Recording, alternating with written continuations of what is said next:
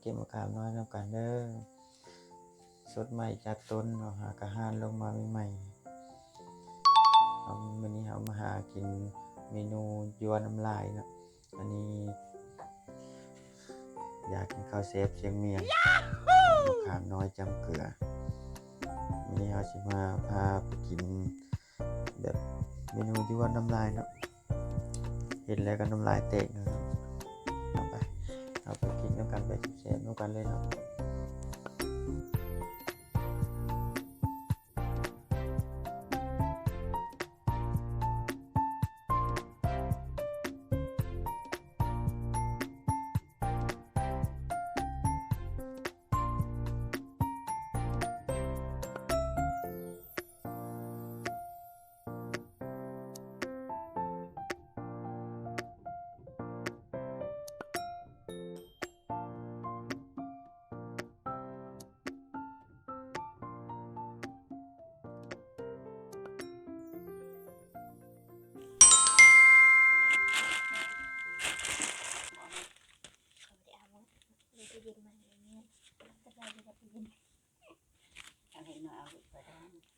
สบายดีมาเด้อกินข้าวกินนั่นมะขามเด้อมะขามน้อยนี่อาหารเซฟเชียงเมียงได้นี่สดๆจากต้นผู้สร้างหลังเด้อเห็นต้นมะขาม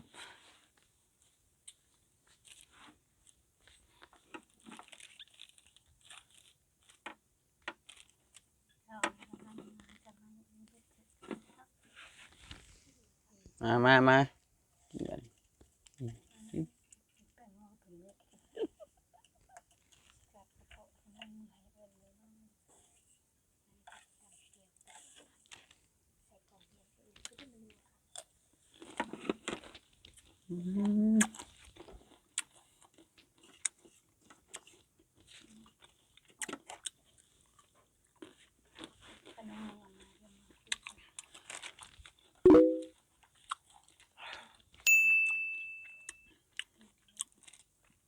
ส้ม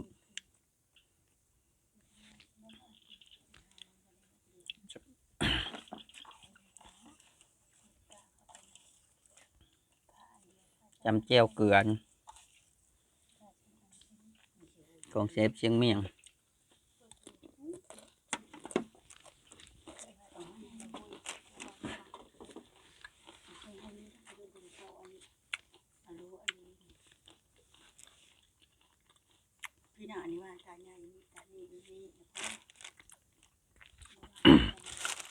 เบิ่งตรงอย่างหนึ่ง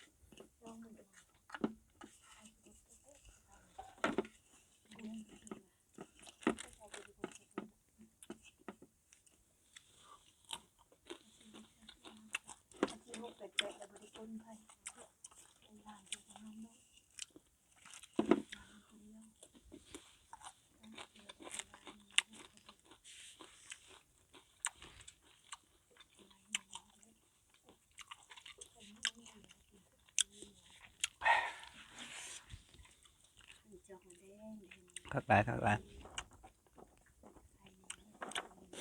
กินมื้อนี้แล้วบ่ได้ไปห้องน้ำบ่ทัน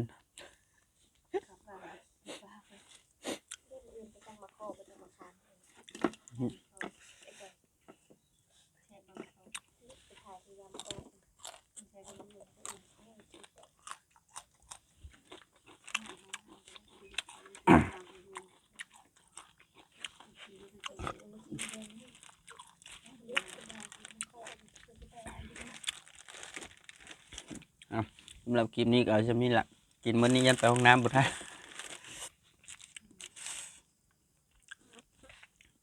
นี่กินนอนเอาอีกจังหน่อย